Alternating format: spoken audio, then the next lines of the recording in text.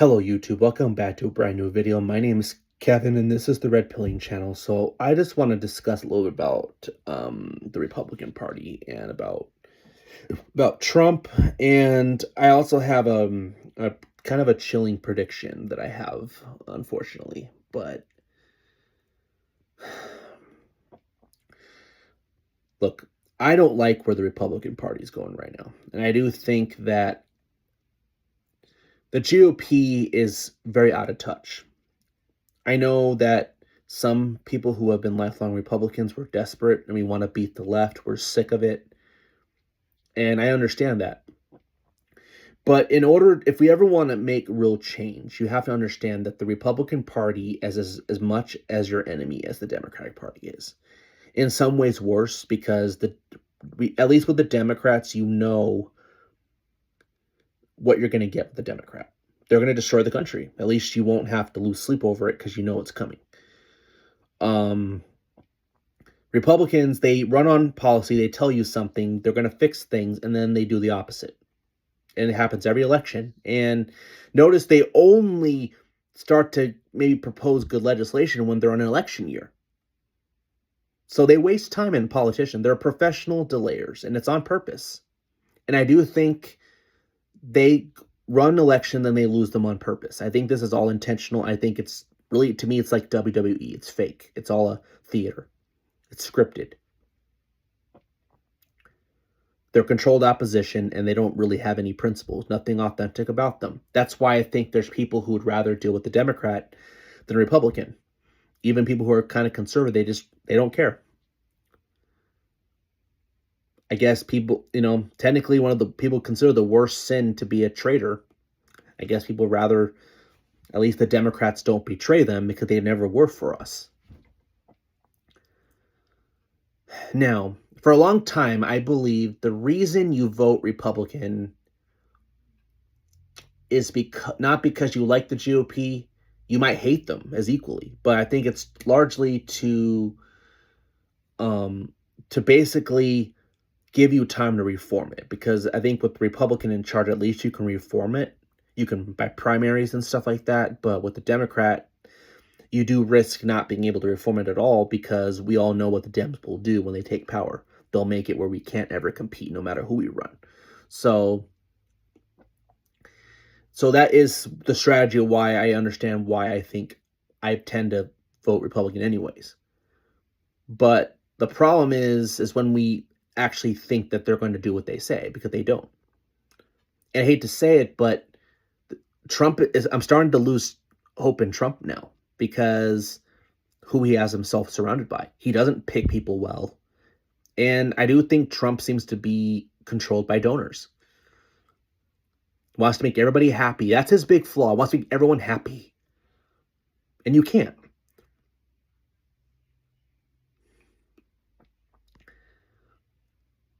So we have a lot to clean up, and I'm really disappointed in the GOP right now. And they're trying to lose midterms. And all because they hate Trump. Trump doesn't understand that. They hate you, Trump. They hate you.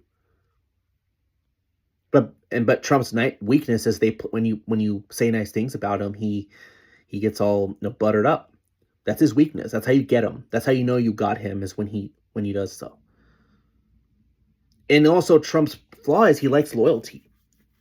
I know 2020 fried his brain, and in 2020, a lot of people turned on him, even Mike Pence, and he wants loyalty no matter what. And I think that's also a flaw, because they're loyalty in the sense that they say nice things about you and they go along with it. But at the end of the day, they actually oppose your policies. So he seems to care more about loyalty than policy. And that's a problem. So who are you going to attack now? Now, Trump doesn't generally attack people unless you attack him. That's how he kind of goes. But who is he going to attack? Tucker Carlson? Because he's not blindly loyal to you all the time, and he calls you out when he kind of thinks you're not doing what you fulfilled to do, or when It doesn't seem you're standing up to the swamps that you ran on. Because Trump, there's not going to be excuses this time, people. You have to understand that. And for all the older people that listen to me, you guys don't understand.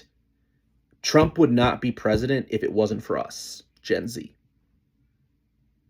or millennials, whatever. I'm a zillennial, I guess. I'm younger. So, young vote, particularly men. Because Trump, what's the biggest issue Trump ran on? Mass deportations, which is funny because boomers actually don't really support mass deportations, actually. They think we don't have enough workers. In fact, a lot of them voted against Trump because of that, by the way. So, they're now, and older voters are trending more to the left.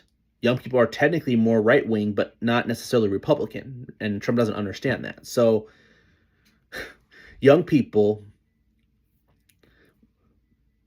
Americans wanted mass deportations,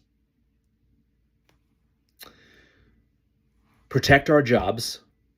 That also means not letting them being taken over by foreigners, staying out of wars. Now, Trump has ended a lot of wars, and he hasn't bombed Iran yet. But there's a lot of pressure for him to do so. And affordability. And I don't know if you guys heard yesterday, but Trump made a huge blunder. I'm like, whoever either he is sometimes says the stupidest things, or someone who advises him need to be fired. Because why would you say this? I don't want to lower housing prices. I actually want to jack them up because I want people who own a home to own wealth. Excuse me? Okay, I understand you don't just want to devalue the houses. You don't want to lower the cost in the sense of devaluing them, but you should have said, you should have just said, I want to lower interest rates and increase wages so people can buy a house without having to devalue homes. Okay, that would have been better messaging, but I don't want to lower housing prices. Like, what is wrong with Trump? Hate to say it, but Trump is out of touch right now. Even if he's doing good things, he's not fulfilling the things that matter to voters. And even people are not happy with how he's handled the war thing with Iran. I mean, he didn't do it yet, but still, he has a lot of pressure, and I don't know. I'm not liking the where direction's going, and to me, Trump is not. I don't know if he's listening to us right now. He's out of touch, and I think he's forgotten that it was young people who elected him, and he's willing. I don't know. I don't know what's going on, but he's not. I don't think he's listening right now. But again, this generational. Trump's a boomer. Totally not really relatable to young people in the way you would want. And I think because of it, it's going to pave a road for communism. It's why Mom Donnies are getting elected. It's like people like older people will say, oh, young people just want free stuff. Well, yeah, wanting free stuff is definitely going to win people over. But there's a lot of people also that will vote for a bad plan over no plan, and Republicans offer nothing. Now, I will take it back. Trump did offer some good solutions on housing. He did acknowledge that, at least Vance did, that all these illegals are causing inflation. So there's not enough houses for Americans. Banning corporations for banning single payer. Those are good policies. Of course, the Republican Congress won't because they're owned by Vanguard and BlackRock. So there's good policies, but then he has this good policy, and then he runs on this. Like I don't understand Trump's approach here. I just don't.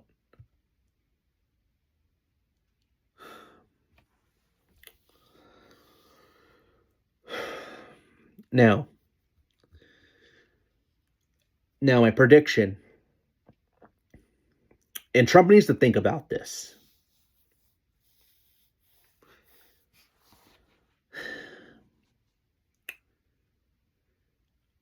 He needs to stand firm no matter what about not bombing Iran, not for your donors, not for AIPAC or whoever your donors are, not for Israel, whatever. Whoever's pressuring you, don't. And here's why. More Epstein files got released. I guess like 3 million pages. I don't have time to read them all, but no one does. But 3 million more got released. And I think it's kind of, here's motive, and here's a little bit of a conspiracy, and here's something to think about for a second here. The part I did read, and this is the part I cared about the most, in the Epstein files that were released, it is confirmed that Epstein was indeed a tool of Mossad, and part working for Israeli intelligence, and that's organizing this huge blackmail ring. And it's pretty clear that Trump is also being blackmailed. And here's motive, okay? Trump won't bomb Iran, and suddenly the DOJ, which I do think is also compromised, big even more than Trump is, release them suddenly. Think about that for a second. Now you release them? When Trump, that was after Trump said he would not bomb Iran. So probably AIPAC or something, or the neocons are releasing this as a tool to blackmail him so he will bomb Iran. And there's prediction that he may do so now, because if they don't, they will release the remaining files that show that he was supposedly complicit in illegal acts with young underage girls.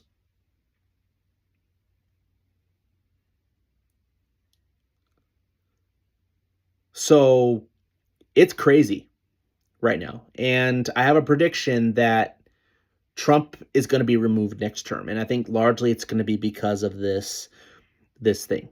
So it's either, for Trump, it's either he's going to save his presidency or he stands firm to his principles about no wars and he gets removed. So what should he do?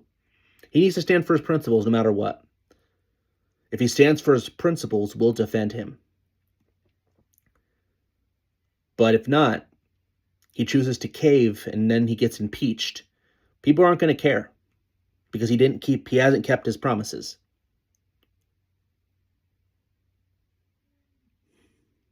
So that's a prediction I have if we lose the midterms. Now, we have to focus more on the states, okay? If you really want to make change, we have to focus on the states. That's where we've taken things for granted in. And I think the worst thing is we thought Trump was just going to come in here and fix everything. Nope, doesn't work like that way. But that's the problem. Trump keeps promising too much. And they're not going to give him excuses. You promise this, and they're holding him to it. So there'll be no excuses. Now, there's a lot of states that have a chance to flip their governorship. Arizona's on the ballot. Wisconsin's kind of a mess right now in politics, but there's a chance because we actually have a good candidate in Tom Tiffany. Got endorsed by Trump. And there's a huge divide in the Democratic here, like a 7 primary with the Democrats right now, and usually divided primaries. Usually the party who has the divided primary tends to lose Wisconsin. So we may have a chance in Wisconsin, maybe. But right now, the environment is not, but you have to remember, the environment usually is not on our side. I think the only way we have hope at the midterms is if we pass the election integrity, because we do know Dems do cheat too. So, but either way, Republicans are doing everything they can. And right now I'm upset because they're doing everything they can to assure that Gavin Newsom becomes president in 2028. I think AOC will probably be the ticket because they want a progressive that can kind of appeal. They want a balanced ticket. And Trump too. I don't think Trump realizes that he may be paving the road too with his messaging on some things too. I hope people understand that. And Newsom being president scares the heck out of me. Almost would want to move to Poland if that happened. I mean, I won't, but just saying that's how bad of a problem that Newsom has. But let's face it, Republicans are giving Newsom something to run on. People aren't going to remember the fires that happened. People have short memories in this country. But either way, he sees that the Republicans aren't even pretending to care about young people, and he gets it, and he's gonna run on it, and he might get a lot of the Trump Trump voters, young men who did vote for him, because he's gonna run on that you're gonna be able to buy a house. He's gonna run a pro family ticket, even though he's lying through his teeth. He's gonna run that will win people over. Because guess what? It's not really about. At this point, we know people who are elected don't keep their promises. I actually think Trump has been the best because he does pass executive orders, but the problem is they're not enforced. That's why I'm not too impressed by them, and they get overturned. We know Newsom won't keep his promises, but at the end of the day, politics is a game of optics, and they seem to know how to win elections. They know what people want, why Republicans don't even pretend to care. Right now, the polling shows that right now, majority of Americans believe Democrats care more about me than Republicans. That's a problem. It's not true, but it doesn't matter. I'm just going by what the data that I've seen shows. So, anyway, I don't know what you think, but I'm not liking it right now. I hope Trump doesn't get removed, but I hope he understands he needs to message better. And, well, he needs to get under Congress' skin to help him pass legislation. The thing on the Obamacare subsidies to people directly, that's a great policy. But guess what? The Congress is owned by those people. I mean, it's a mess right now. But at the end of the day, Trump is going to be the one that gets blamed for it. And that's the way presidency works. They blame Biden. Now people blame Trump. We blame Biden. Well, they blame Trump now. So, anyway, I don't know what you think. I don't know if I'm just crazy, but I'm not liking what I'm seeing right now. We need to pray. That's all we have left now, is to pray. We need to be having our faith in God. For those of faith, you need to look into God, not a man, because, well, Trump is human at the end of the day. But it's crazy. So, again, if you like this video, please like. Let me know what you think down below. I mean, I don't know. If you like this channel, please subscribe and hit bell for notification. The Red Pilling channel. Out.